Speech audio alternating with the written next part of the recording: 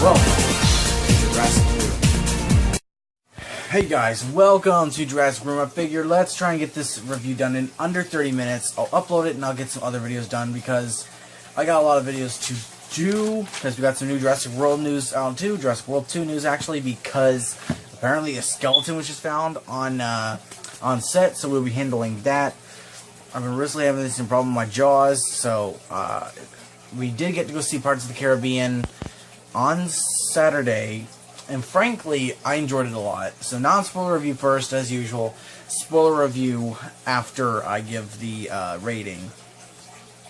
So overall, I'll start with the story / characters. So, frankly, mostly the story, you don't even really find out what the treasure is until like halfway. Well, actually, it's throughout the movie, but it's not really, the hunt doesn't really be, it's a slow beginning for the hunt for the treasure.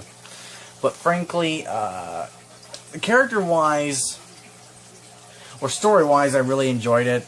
Character-wise, even though I'll say this, it's not really a spoiler that everyone knows that in the movie Jack is kind of a drunk, and he is. And there's a hilarious scene in the beginning, which even caught me off guard. But frankly, to me, I think he redeemed himself by the end of the movie. He's got, I think it's annoying that people say they're sick of the, the whole Jack thing. If they do future movies, I would like to see the other characters explored more. But frankly, for this movie, I don't get sick of having Jack around. Sorry, I'm just gonna take this off. But anyway, I don't get sick of Jack's antics. I always think it's funny. Even though he's kind of more annoying in this one a little bit, but not that much. He's still enjoyable. And then you have Henry Turner. Henry Turner is actually a pretty enjoyable character. It looks a lot like Orlando Bloom. And I forget her character. Carina Smith is her name. I can't believe I actually remember that. But Carina, and her character is actually really interesting too. Even though throughout the movie, I'll get to that in the spoiler review. But she was a very enjoyable character to me as well. I forget the actress who plays her, but she had a lot of funny clips with Henry Turner and the rest of the pirates. So it was pretty funny. She's the one that's more into science, while Henry is the one that's more into the mythology of the sea. And both of their ambitions have kind of gotten them into trouble, and that's why they got to join up with Jack. I'll get on with Barbossa first. Barbossa was a really fun character. Frankly, I think it was kind of boring in the movie, frankly. But, I was really hoping to see, like, this extravagant pirate who's, like, dark leather, who is the captain of the Queen Anne's Revenge, the, Blackbeard ship. And we don't get that one kid back. I'll say that. We don't get that one kid back from On Stranger Tides. I was really hoping that he would be in this. We do get Scrum back, and Scrum is kind of the dumb side character that you still kind of enjoy, and he has some funny scenes as well. And actually, a kind of okay action scene, I'll say. But, back to Barbossa. And he has this character arc in the middle of the movie when he, something happens with Salazar. And then another character arc later on in the movie, which is kind of a surprise. It was something I always thought, like, what if that happened? And then it happened. But I'll leave that at that for now. Barbossa was really enjoyable. Because he is my favorite pirate from the Pirates movies, Barbossa. Hector Barbossa is his full name. See, any other characters? Mr. Gibbs, I'll get on to really quick. Frankly, he was kind of disappointing for me in this movie. For me, in the movies, he's always been like the smart one, but extravagant, like mood with Jack. He's always up for adventure and all that. He usually has the common sense, but he usually tries to do the right thing by everyone. And in this movie, he kind of is just, I don't want to say, he's more out for himself more than the other movies, and it kind of makes him, for me, lesser of a character, even though he's still funny and has his moments in the movie. Frankly, I feel like he was kind of wasted in this movie. He didn't have, like, a lot of time for himself. And frankly, he is an enjoyable character, so I wish they would have done that. But on to anyone else of significance. I'll do Will Turner really quick before I get to Salazar, excuse me. If you're going for Will Turner, don't really think about it because he's not in the movie for long, but he is impactful in the scenes that he's in. He's still the captain of the Flying Dutchman, and a very interesting take on how they took it. And frankly, I will say this. No, say that for the spoiler review. Sorry, but I keep on second guessing myself. He was still enjoyable for the little part he was in. I think he still made an impact story-wise. You know, the story is kind of fleshed out from the other movies, but in the beginning scene is actually pretty cool when he and his son meet again. But this whole dynamic between them is really cool in the beginning, and of course the ending with them. So that could have been a spoiler, but I don't think it's too much. Just see the movie for yourself to enjoy it. It was a really good movie. It really was, and I think it was a good send-off for the movie. I don't take movies seriously. I think they just called me or something like that, but I'll wait until they come in here. But frankly, I don't take movies so seriously, and that's why I enjoy them so much. I was laughing throughout this movie to jokes that I've listened to other people in non-spoiler reviews, because I don't want to get all my ducks in a row and make sure I don't leave anything out that's not spoilery. I haven't watched anyone's spoiler reviews, okay? Just non-spoiler to get like a general sense that I've got everything in line. But people will say that, oh no, this joke's dumb, this joke's childish, it's really just dumb. I frankly laugh at those jokes still. Frankly, one of the funniest jokes is in the beginning of the movie, and then they kind of continue with one joke throughout the movie, which is, I guess it's funny when they bring it up over and over and over again, just for the sheer fact that they bring it up and over and over and over again. But, frankly, the last part is the main villain, Captain Salazar. Salazar, frankly, to me, he wasn't as great a villain as Davy Jones, but nonetheless, I think he was still a pretty interesting villain. He was basically a pirate hunter, one of the best, and you kind of get a sense of why he was doing it in the movie, but in the end, they still made it a point that we're not going to give you all this stuff to make you feel sorry for him, but we're going to make him as a villain. He's just a villain that doesn't care. He may have had a poor a sad story in his past, but he's the villain now that past made him, and that he does not give a crap about pirates. And you see that in the movie. And basically, he gets cursed, mostly because of Jack's antics. And in the one scene where he's actually explaining what happens with Jack, it's actually pretty funny. How he's explaining it. This boy up in the sparrow's nest. Something like that. I think the graphics for him were actually really cool. I liked how, he's just floating and all that. I thought that was really cool how they handled the look of him. And really, he only has one goal in this movie. Unlike all the other ones where, like, Davy Jones was to conquer, well, frankly, it was not to conquer the seas. It was to conquer it for the West Indian Trading Company because they had his heart. But he had other reasons, to go along with it. For one, to take over the West Indian Trading Company, or just to kill them. And to kill Jack. And to kill all the other pirates, basically. But I can't remember right now, so I'm pretty sure that was not it. Even though At World's End is my favorite Pirates movie still. Darn it. No! Oh, I forgot where I was going. Darn it. Let me think about it real quick. But anyway, sorry. He gets cursed, and he basically becomes bound to his ship in this place called the Devil's Triangle, or something like that. Something like that. I don't think that's the name. But he's basically bound there. And frankly, I will say this. The reason he's unleashed is kind of stupid, to be honest, the way I thought of it. But, I think it was fine for the way the story progressed. and his ship can do some really cool things, you know, and frankly, it's kind of spoiled from the trailers, you know, and all that, and TV spots, but his ship can do some pretty cool stuff. This ship actually, I just don't want to spoil anything, so this is kind of a small spoiler before the small spoiler review.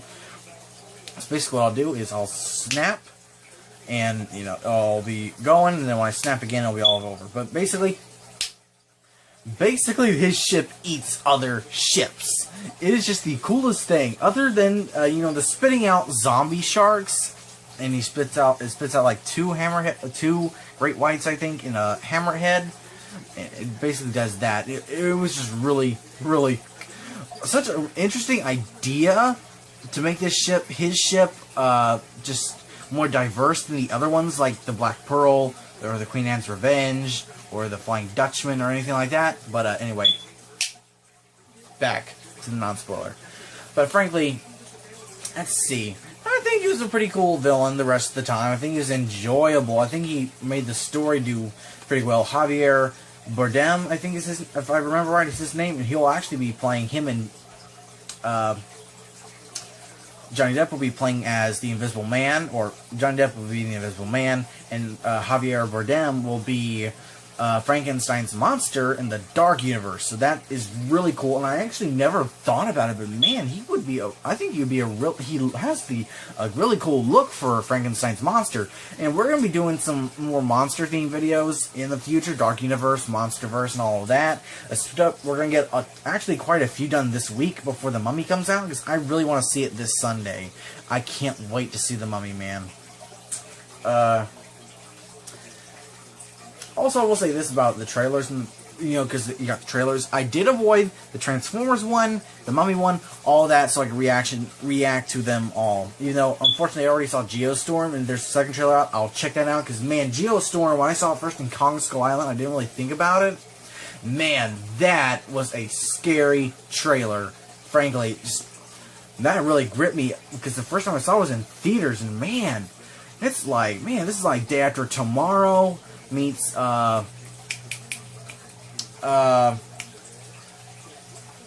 Independence Day, even though it's the same producer, I think. Man, it definitely does have that kind of feel. But anyway, with Salazar, he was an enjoyable character throughout, and I think his death was actually, even though I thought it was kind of stupid when I was watching it, what happens like mid between his death was actually like kind of a oh crap moment, you know? It's like something you would just go, oh, if that happened in real life. But frankly, I think that's it for the non-spoiler review. The visuals were pretty good. I really enjoyed it. I liked how, you know, the dead animals, the dead zombie animals, you know, all the ghost, the, you know, pirateers, the ghosts, sorry. And, you know, the other stuff, like the sequence in the beginning, which was kind of, it was pretty funny. And I think I've heard that it's kind of a ripoff of Fast and Furious 8 or something like that. But I've never seen any of those movies. I gotta catch up on them. Same with the Bourne, or, not Bourne, 007 movies, James Bond. I gotta see all of them. Sadly, I have not seen a single James Bond movie or a single Fast and Furious movie. I gotta rewatch all of them, which is kind of good when you can rewatch a movie series and, you know, you don't have to wait. You know, I actually just finished watching Lord of the Rings and the Hobbit movies because my pastor actually watches them, and, you know, my mom never let me watch any of that, even though I'm 18, but I still live with my mom, man. I'm going to respect her. But, I actually got done watching the entire Lord of the Rings and all that. Frankly, I actually enjoyed the Hobbit movies more. I'll say, personally. Smaug was awesome. Benedict Cumberbatch is a really good voice actor. Anyway, we gotta get back to Pirates. But, you know, I always enjoy that. Where was I even at? Visuals, I think. The story, I think the story was compelling. It was good. Frankly, story-wise, I prefer, like, At World's End and The Dead Man's Chest storylines. But, it feels like that some of the story was just fleshed out from the other movies, which it kind of is, you know, with the Ghost Pirates and some other stuff with Will Turner and Henry Turner and all that. It kind of is. but it's still really enjoyable. You know, you already know the plot point is they're looking for Poseidon's trident. And it was, frankly, it's a really cool treasure hunt. What happens with Karina, you know, Henry, Jack, and all of them, and Barbossa looking for Poseidon's trident. But frankly, let me see. I think I got everything. Story and the comedy. I think I'll handle the comedy as the last thing in the non-spoiler review. It may be a little more kiddie humor and actually more like, I'm just gonna say it, sex jokes, that kind of stuff. There is a lot more of that I say in the other Pirates movies, but it's still funny. And it's much more minimal. Actually, it's much more minimal in this movie than Guardians of the Galaxy Volume 2. I mean, you know it's there, but they don't straight up say stuff, you know, and they don't, you know, it's not constant, you know, jokes like that. But for the most part, they were funny. And the joke I'll get to, like, right after I announced the rating was hilarious. I mean, everyone in the theater was cracking up after this. But frankly, let's go ahead and end the non-spoiler review and get on with the rating. And I give this movie, let's see, I actually wrote that down because I wanted to remember it later so I didn't screw it up. 8 out of 10. 8 out of 10, because there was some stuff fleshed out from the other Pirates movies, the storyline. Characters were sometimes bland, which is was a little bit of a problem, mostly Jack, but like I said, all the characters were redeemed by the second half of the movie, and, you know, among a few other things, you know, but really that's it. It's still a really good movie. I really enjoyed it. I think it was a good end to the Pirates movies if it truly is the last one, but frankly, I don't think it is, based on the after credits scene, which I'll be getting to in just a minute. But it was really enjoyable, I will say. And I will get it on DVD when it comes out, so I can put it with the rest of the Pirates movies we got. And I'll say this, it was better than on Stranger Tides. I don't think I'd say it was better than, say, the original trilogy, actually, though. I think I would rather watch Dead Man's Chest and At World's End, or even The Black Pearl over Dead Man Tell No Tales. But it's still very enjoyable. But frankly, I love At World's End. And one more thing I'll say about the non-spoiler review. The music was very enjoyable. I'd say this is the pinnacle of what Hans Zimmer. I know he didn't do the music in this one, but this is probably the best version of the song, the music that they worked on. The dun dun dun dun dun dun dun dun dun dun dun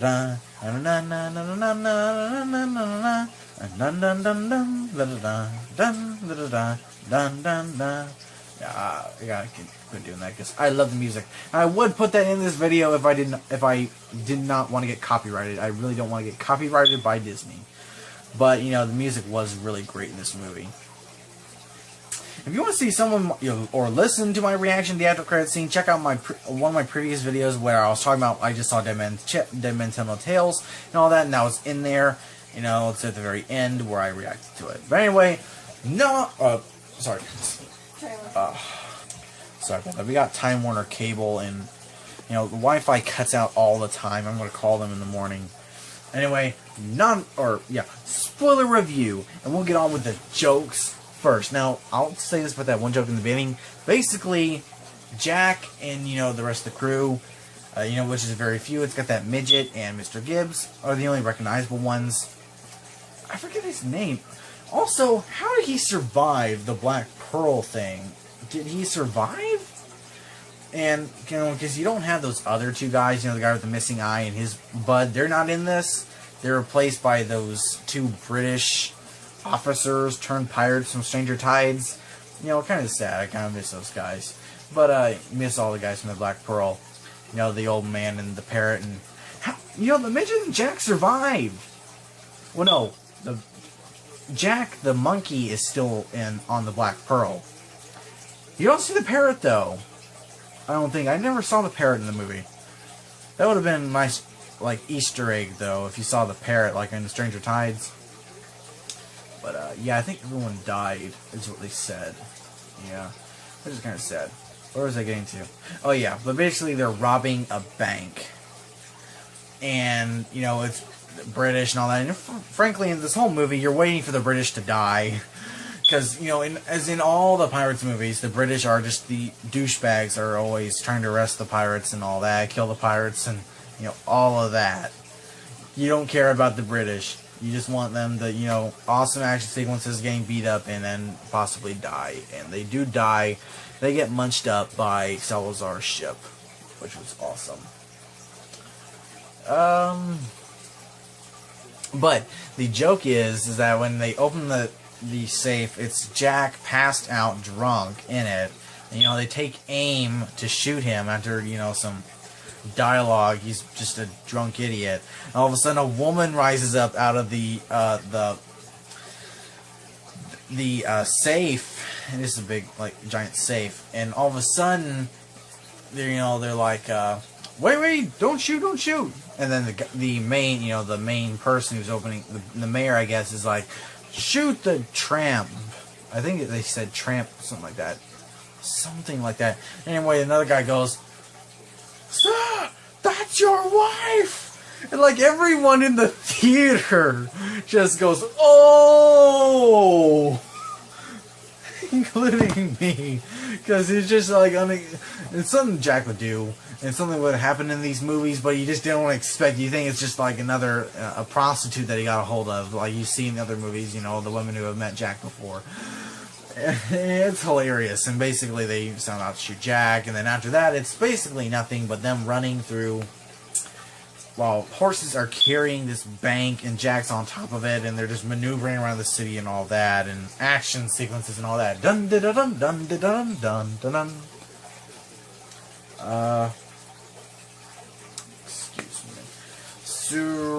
Story jokes. Then the rest of the jokes in the movie are really, you know, just far off in between. I can't really remember a ton of them right now, but like the longest running joke in the movie is that Karina is a horologist. Now, a horologist is someone who studies time, and the stupid pirates just don't get that. Horologist. And Scrum goes on about how his mom was a horologist.